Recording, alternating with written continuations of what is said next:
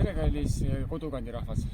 Aasta lõpus on ikka soov öelda inimestele midagi head, mõelda järele mööduvale aastale ja kindlasti ka tunnustada inimesi, kes on teinud tublisti tööd, näiteks ka meie tervishoiutöötajad, kes on väga pingsates oludes pidanud meie tervise eest hoolt kandma, mis ka pandeemia on meile kaasa toonud. Pealegi kindlasti saab ka kiita ka tublisid õpetajaid ja õpilasi ja nende vanemaid, kes on läbi elanud selle keerulise aja, mis nüüd teist aastat meie kodukanti siin enda hõlmas hoiab.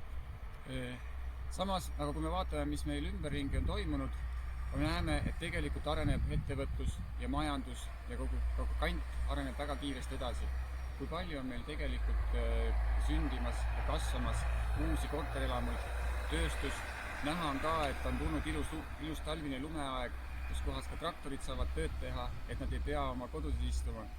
Samas, kui me oleme siin praegu sellel keskväljakul, mis on ilusti üles seatud nendesse jõuluvärvidesse ja mida inimesed saavad nautida, näitab ka see seda, et tegelikult on maailm ise oma looduses ja keskkonnas pöördumas tavalisse kanti ja sellesse harjumuspärasse talvisesse ja suvisesse aega, mida me saame igatpidi nautida. Lapsed saavad praegu kelgutida, talv on kena, jõulud on kenad. Kui nüüd edasi järgmiseks vaadata tulevasse aastasse, mida me kõik ka ootame, 2022. aastasse, siis me kõik oleme ootusärevad. Loomulikult on toonud uus aasta ka värskendust nii meie kodudesse, nii valitsemisse kui ka ümbrusesse.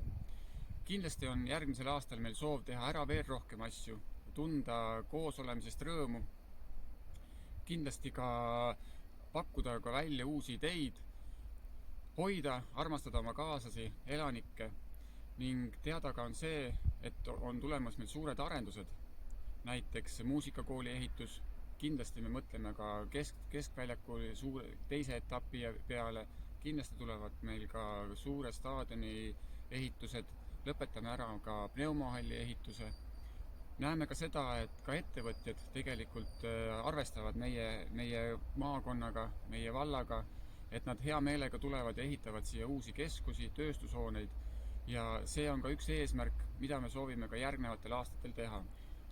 Loomulikult on meil endal igalühel kui ka sõpradel, tuttavatel väga palju häid mõtteid, mida me vahel arutame lõunalauas, hommikusöögil, õhtutel, kui ka saunalaval, kui ka sauna eesruumides, et kuidas arendada ja edasi viia meie kodukanti. Meil ongi suur soov, et need samad head mõtted, ettepanekud, arendused, võib-olla ka täiesti kastist väljas ideed tuleksid meie lauale. Palun edastage meile omad arenduse ettepanekud, oma head mõtted, kui ka tunnustused, kui ka laitmised ja selleks on meil ka plaan järgmisel aastal läbi viia üleüldine küsitlus ja tagasisidestamine. Ja kuna selle tööga on kindlasti tulekski alustada ja on ka juba kindlasti alustatud teie juures, siis läbi selle suudame ka paremaks teha seda Rapla valda. Ja nüüd aasta lõpul ongi võib-olla hea laulusalmiga öelda, et aasta lõppu tulesäras avanegu õnnevärav, mis toob meil kaasa 2022 aasta.